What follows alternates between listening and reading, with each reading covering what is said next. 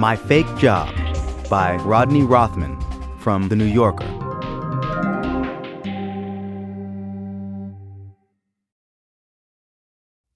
I don't smoke, but I still take a cigarette break every day at 4 o'clock. I stand there and let the cigarette burn down. I pretend to inhale lightly so I don't trigger a coughing fit. The office smokers never notice. They're too busy complaining about their newly worthless stock options or how the latest reorg left them with a job title they don't even understand, like resource manager. I never speak up because there's a crucial difference between my colleagues and me. I was never hired to work at this company. I don't have stock options here. I don't have a job title here. I don't have a job here. A few weeks ago, I just walked into the office. It was the first internet office I'd ever seen. It takes up 5 floors of an old warehouse in downtown Manhattan's Silicon Alley. No one stopped me when I came in. The sense of transience was overpowering. Hundreds of employees worked at identical workstations. They sat in $1,000 ergonomic office chairs, but their nameplates were made of paper and magic marker. The message was clear. The chairs could be resold. The employees were expendable. 25-year-olds in T-shirts and cutoff fatigues pinballed from computer monitor to coffee machines, staring at their feet. Scattered desks were unoccupied because of April's NASDAQ implosion. It struck me that somebody could easily just start showing up for work at this office. Sitting at an empty desk, minding his own business, he would never be noticed. Day 1, 10:30 a.m. I recently left a 60-hour-a-week job so I could have more free time and do freelance writing. It hasn't been going well. I have no free time because I'm always trying to write. I get no writing done because I'm always wasting time. What counts as wasting time? How about dozing off midday while reading in style? How about spending 6 hours deciding how to best spend 6 hours? The building's lobby is a gray expanse of faux marble, sucking up daylight. There's no security guard. A small group of people wait for the elevator and sip iced coffee. Standing among them, I feel like a CIA operative, albeit one who scares easily and is wearing Teva sandals. I spent the early part of the morning concocting a false identity. I decided that I'd just been transferred from the company's satellite office in Chicago. I'd read about it on the website. Then I selected a fake job title. The more I thought about it, the more I liked the sound of junior project manager. It seemed vague, perfect for flying under the radar. The elevator empties into an airy loft filled with desks. In front of me, a young receptionist is talking on the telephone. I try to look distracted, as if I were junior managing a project deep inside my mind. I see her staring at me, but her face registers no concern. She turns back to her phone conversation, and I walk in undisturbed. I have no idea where to go. I follow everyone down a hallway and into a bustling kitchenette. The kitchenette is spacious and revolves around a large common table that nobody sits at. There is a communal refrigerator stocked with a dozen brands of soft drink, but I take sodium-free seltzer. I've never ever liked seltzer. Everyone loads up on caffeine and moves on. People clutch mugs that say Omnitech or digitalgroup.com instead of those "you want it when" Dogbird ones.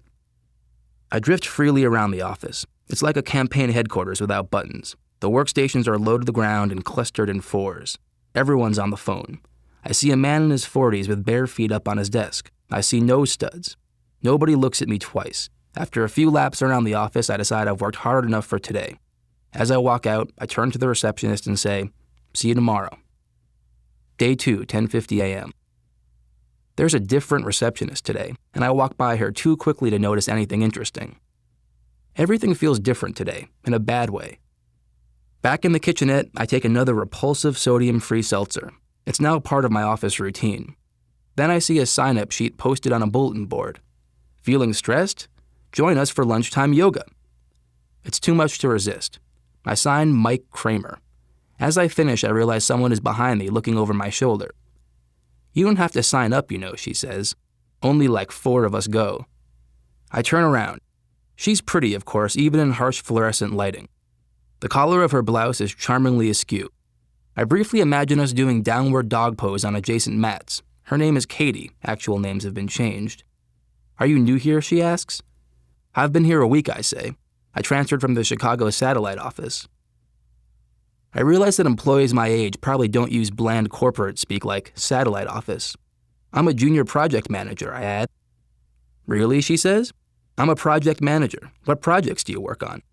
It occurs to me now that I could have been more prepared. Perhaps I could have learned what this company does. I'm still finishing up Chicago projects. I begin shifting from foot to foot. Katie asks me where I live, and I tell her, downtown with friends. No, she laughs, where do you live here? I don't have a desk yet, says the brilliant junior project manager, having worked for a week in an office with 50 empty desks. Day 2, 10:53 a.m. I introduce myself to the receptionist. My thinking is that if I get her on my side, I'll be able to come and go as I please. Her name is Donna. Nice to meet you, Donna, I say. I'm Rodney Rothman. I immediately realize my mistake and panic. I've been here for 3 minutes and I've managed to establish 2 separate false identities, one of which is technically my real identity. Rodney, have you met Lisa yet, she asks, motioning to a sturdy woman in a cardigan chatting 10 feet away from us. Yes, I lie. Good. So you got an ID card? Yes, I lie. Good. You'll need that after 6. Donna's phone is ringing, and she's not picking it up. Do you have an extension yet? They haven't given me one. And that's Rodney? Actually, it's Randy. Randy Rothman. Rothman, R-O-N-F. Donna writes my name down on a pad of paper. Donna's phone is ringing. She's not picking it up. Pick it up. Donna extends her hand toward my sweaty palm. Welcome to the office, Randy. Day 3. Randy is taking a much-needed personal day from fake work. I'm at an afternoon Yankee game with my friend Jay. Like many of my friends, Jay can't believe I'm really doing this. He regards me with a mixture of awe and concern. Jay was recently let go by an internet startup. In between pitches and beers, he explains things like production tools and C++. Jay tells me that some of his former colleagues are continuing to go to work, even though they're not getting paid anymore. Last night I checked out websites for some of the hundreds of web consulting companies like mine. I learned about maximizing my knowledge system. I boned up on branding, decision support, and integrated e-solution deployment. Now, as I watch Tino Martinez taking batting practice, I relate to his work ethic. We are strivers. We are brothers. We are improving our skill sets. Day 4, 7 p.m. I ride up in the elevator with a tiny West Indian security guard in a heavy wool uniform. I'd like to see him try to wrestle me to the ground. I remember too late that the office is locked after 6, but it doesn't matter. The guard swipes his own card and holds the door open for me. I've always liked offices during the fringe hours, early morning and in the evening. It's liberating to spend peaceful time in a place that's normally frantic. To me, the sound of a night cleaning crew is like a rolling country stream. The office is quiet and freshly mopped. I walk around and shop for my desk. It's hard to tell which desks are unoccupied. Some people refrain entirely from decorating their workspace. That way they can pack up and leave quickly when the axe comes down. Other desks are decorated lavishly, although I can think of harsher words to describe a green plastic M&M playing a trumpet. I hop from desk to desk. I sit in each chair, maximizing, deploying, wanting it to feel right. I finally select a desk at the end of a large room with 30 workstations. It's well situated, facing the entire room with nobody in back of me. It has an operational computer, perfect for taking notes. I put my feet up, close my eyes, and start thinking of rolling country streams. Day 5, 10 a.m. There's no seltzer in the kitchenette this morning. I have to take a Fresca, a beverage I loathe. It's a bad omen considering what I have to do. Sit down at my new workstation in front of an office full of employees. I'm purposeful as I steam through the place, steering around bodies and desks. Nobody looks up. I reach my chair and sit down. I wait. I let out a loud sigh. I scan the room. Everyone is typing or on the phone. 2 women in the early 20s huddle at a desk, eating breakfast and talking. But what if I work 6 hours on one, 3 on the other? I don't know, that's just what they told me to do. Whoever they are, I don't see them. Nobody acknowledges me. The office has swallowed me up without a burp. Day 5, noon. The phone rings. My imagination gets the better of me. I picture a squadron of security guards mobilizing upstairs. ATF agents clamber through air ducts, closing off my available exits. I wonder whether Teva sandals would cushion a 12-story fall. I answer the phone. This is Randy? Randy, it's Donna. I consider grabbing a spare rubber band for self-defense. Just confirming your extension. This is it. Great, let me know if you need anything. Okay. I know what I need. I need to take a break. I need to go outside and pretend to smoke a cigarette. Day 5, 6 p.m. Today, I followed a strict schedule of affectation. Every 3 minutes, stare dreamily into the distance. Every 5 minutes, flamboyantly rub eyes or chin or tap finger thoughtfully on upper lip.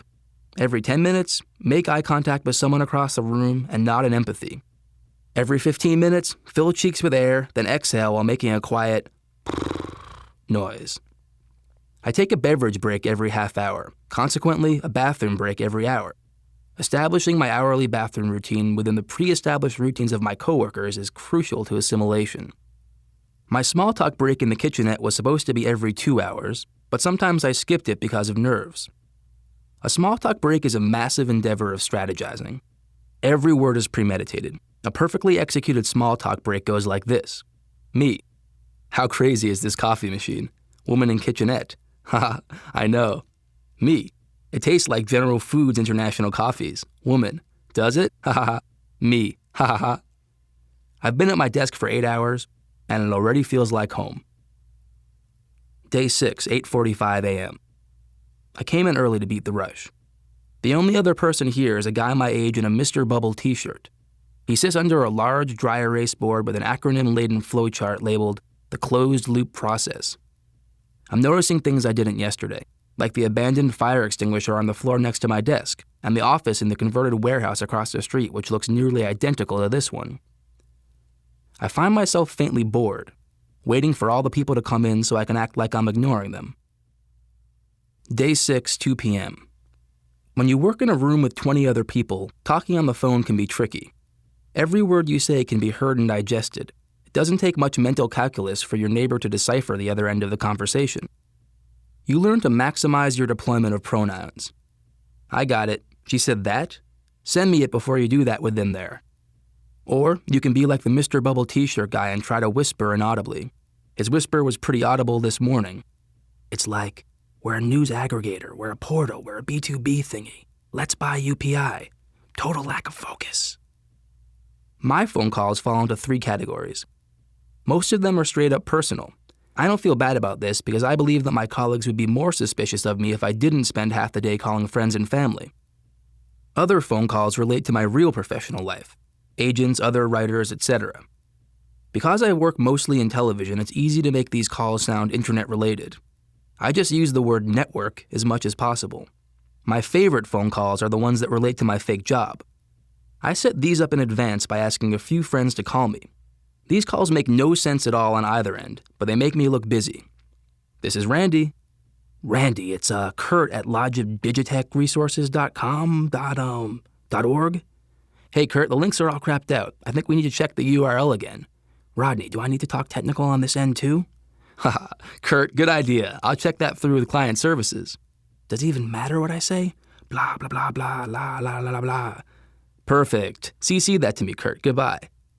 It all adds to the noise. The voices, the ringing, the hum of the air conditioning, the clicking of heels on wood. Day 7, 7 p.m. The girl with long brown hair has bar graphs on her computer.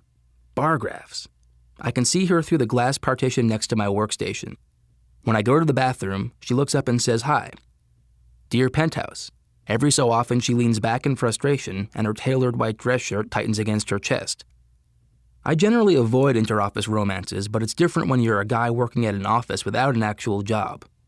As I think about the girl with long brown hair, though, a discomfort settles in. I increasingly feel that I've taken refuge in a self-constructed, crappy, high-concept movie. I picture us having a secret tryst. Then my conscience gets the better of me, and I tell her about my scam. She storms out, of course. I follow her down to Tampa to the regional meeting. I stand on the conference room table with flowers and tap shoes, singing My Cherie Amour. Then she forgives me. We embrace, an updated version of My Cherie Amour by the Goo Goo Dolls kicks in, the credits roll, and we thank the Toronto Chamber of Commerce. Enough. I pack up my laptop and go home. Day 8, 10 a.m. I ride up on the elevator with a 40-ish looking guy. He goes to 5, I go to 12. Morning, he says. Morning, I say. Getting into the spirit of it, I add, hot one out there. This is going great. He responds, you work on 12? Yeah. What are you guys doing up there? I have no idea. He nods in understanding. He's been there. We hit floor 5 and he steps off. Have a good one, he shouts over his shoulder. Day 8, 11:30 a.m. The man in the blue Oxford shirt is glaring. Every time he walks across the office, he fires a double take at me. I have a premonition that he will be the dark agent of my downfall here. The man in the blue Oxford shirt is doughy, with thinning, shiny hair. You get the feeling that his body type went from baby fat to middle-aged paunch all at once. He looks so ill at ease, I wonder whether he's a fake employee too. The red-haired lady worries me even more. She's one of the older staff members. The more silent and inoffensive I am, the more I seem to threaten her. She probably thinks I'm an Ivy League consultant here to observe her and weed her out. I see her reflection in the window whenever she creeps behind me. We've developed a little tango, she and I. She cranes her neck to look at my computer screen, and I lower my shoulder to block her view of my notes. Her oversized eyeglasses make me feel like I'm being cased by Sally Jesse Raphael. Day 8, 4 p.m. While taking a cigarette break today, I meet a colleague named Lawrence, one of what seems like 500 guys in my office who wear black nerd-chic eyeglasses. Lawrence says that his office responsibilities have recently been expanded beyond what he was hired for. What were you hired for, I ask. Overseeing office support programs? What kind of programs? Lawrence takes a big drag off his cigarette. Mostly wellness. Day 9, 11:30 a.m. Today I'm decorating my desk with whimsical junk I bought in a 6th Avenue Chinese variety store. I arrange it precisely on the desk surface.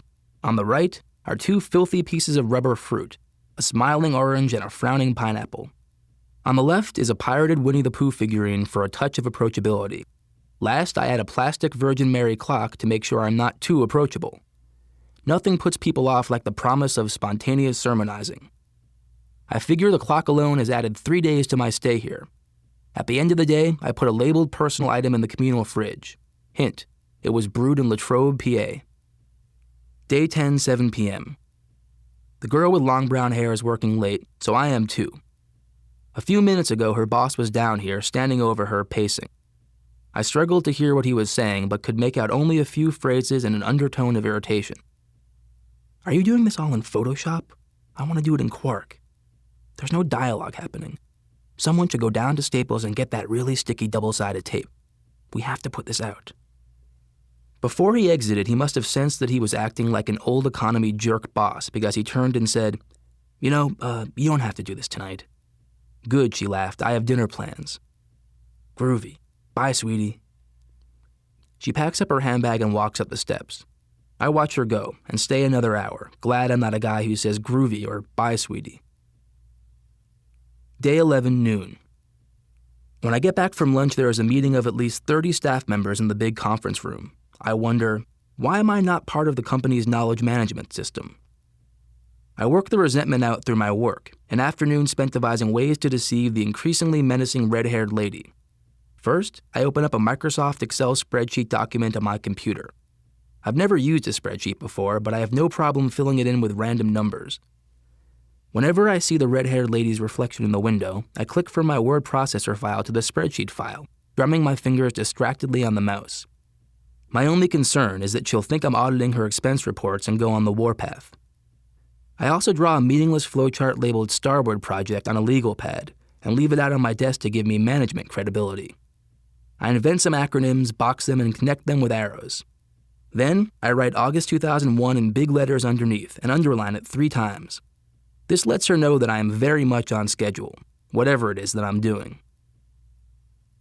Day 11, 5:30 p.m. This afternoon, a group of middle-aged men show up in our work area and go from desk to desk talking to employees. Everyone looks terrified. I don't notice that they're approaching my desk until it's too late. "How are ya?" says one with swept-back hair. "Don't mind us, we're just taking a tour." I focus as hard as possible on my spreadsheet. My fingers dance a John Bonham solo on the mouse.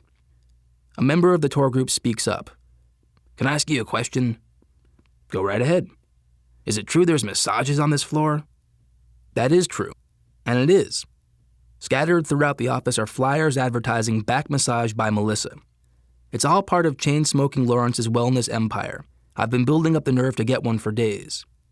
"Oh," says the man, already snickering. "Which floor has body piercing?" The whole tour group explodes with laughter.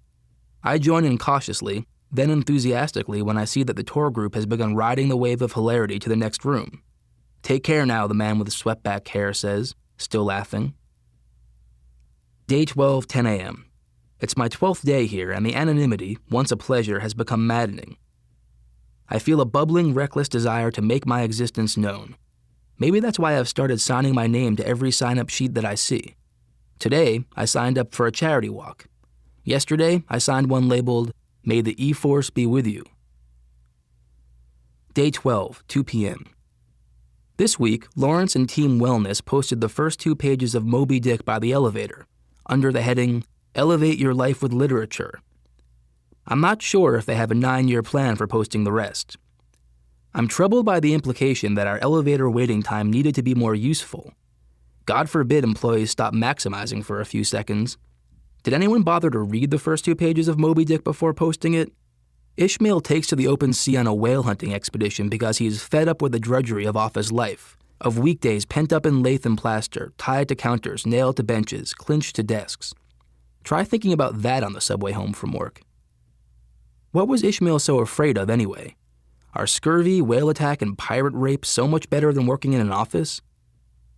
At least our office is air-conditioned. At least our complimentary Thursday morning donuts haven't been befouled by bilge rats. Ishmael, poor sucker, was born 100 years too early.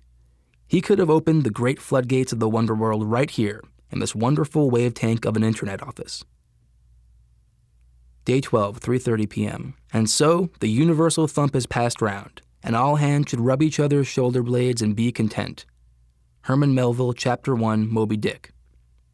Melissa's hands are rubbing my shoulder blades. "You have a lot of tension in your neck and shoulders," she says. "You should get more massages." I couldn't agree with her more. I've been avoiding the massage room, perhaps because of a fear that Melissa would somehow sense my ruse through the deceitful flow of my lymphatic fluid. As she navigates her knuckles around my back, I meditate blissfully. Free massages, free beverages, companionship, flirtation, email access.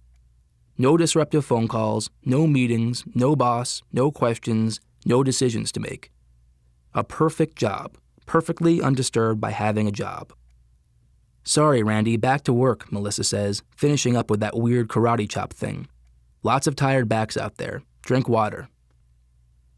Day 12, 4:45 p.m. I started the conversation, so I have only myself to blame. Laura, a friendly woman in her 30s with a broken wrist, has been working next to me all week long and I haven't said a word to her. "What happened to your arm?" I ask. Laura skips the part where she got injured and just tells me her medical horror story. Andy, her arm guy, wants to take bone from another part of her body, and she's mistrustful and scared. "And who are you?" she asks. "I'm Randy Rothman." "What do you do here?" Lately, when I get this question, I lean heavily on the word stuff. I find it has a narcotizing effect. "I'm here from the Chicago satellite office. I'm doing a bunch of stuff, project managing stuff, branding stuff." Branding stuff, really? Laura leans her good arm on the desk eagerly. "I'm in marketing and recruiting here. Do you mind if I pick your brain?" A week ago, this question might have terrified me, but now it excites me. I'm starting to believe that I actually do this for a living, that I am capable of having my brain picked about branding. Laura's question is a cataract of jargon. Launching a B2B, e-commerce, inventive user experiences, success factors. So if you know any branding people in Chicago that could help us out with that, I'd really appreciate it. "You don't want to work with the people there," I tell her conspiratorially. "They're not so great." Laura's brow furrows in genuine disappointment. "Well, maybe you could come up with some people? Do you have a few minutes?" "Not right now," I answer. "I have a meeting at 5. This is not a lie. I do have a meeting for a real job. Typically, I've nearly missed it. I should be back later. When do you leave? 6? I make a mental note to come back at 6:30. "Think about people you know who are very well connected," Laura calls after me as I run out. "People who could send me off into their network of people." Day 13, 5 p.m. It's been 24 hours since my conversation with Laura, and I haven't seen her since. This doesn't surprise me. The office has a seizure-inducing strobe effect. People appear and disappear, switch desks, switch jobs. Today, Rick, the head of the office, is walking around asking where Lawrence is.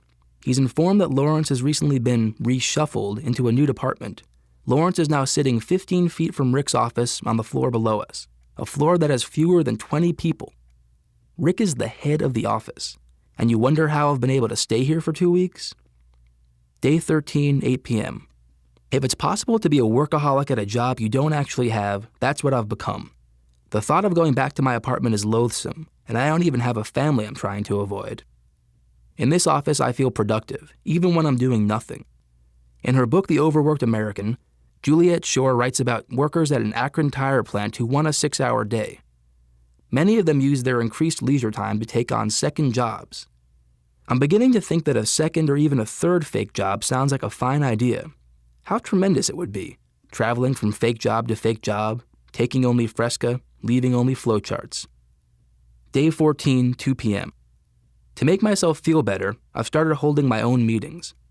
All day long today, friends come in groups of varying sizes. Sometimes I hold the meetings at my desk, in full view of the office. I like this because it gives the impression that I'm bringing in my own department. It's usually small talk and the occasional, well, it's great to finally meet you. Mostly, though, we meet in the barren, glassed-in conference rooms. We close the door and gossip. For authenticity, I pace around the room and gesticulate madly. It's a kabuki theater rendition of how I think meetings should look. At one point, a woman interrupts our meeting. It turns out that we weren't in an empty conference room. We were in her office. I swear you can't tell the difference. Day 15, 10 a.m. Today I walk in and there's a staff-wide meeting in the conference room. Everyone is in there.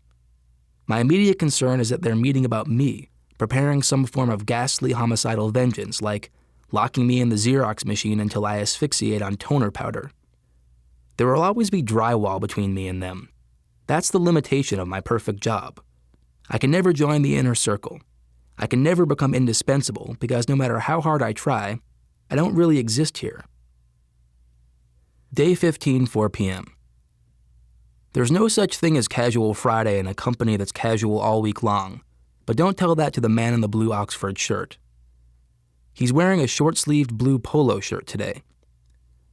Recently, I found out that he's a junior project manager, like me. His name is Dennis. It's hard to maintain an adversarial relationship with a guy named Dennis, particularly one who stopped caring about me a week ago. At this point, I'm rental furniture. I haven't seen the red-haired lady for days. Maybe some Ivy League consultant sent her home to New Rochelle with the rest of the 40-year-olds. Day 16, 2:30 p.m. The office smokers are abuzz today. Word is spreading that the rest of the 5th floor is going to be let go. Apparently, the New York office is now officially the worst in the company. We're even lagging behind Denver because they're small market, but at least they control it. Each person present seems to have a compelling reason that they're the next in line for dismissal. Everyone is ticked off that most of the senior staff is conveniently on vacation, and the mass firings are being handled by middle managers.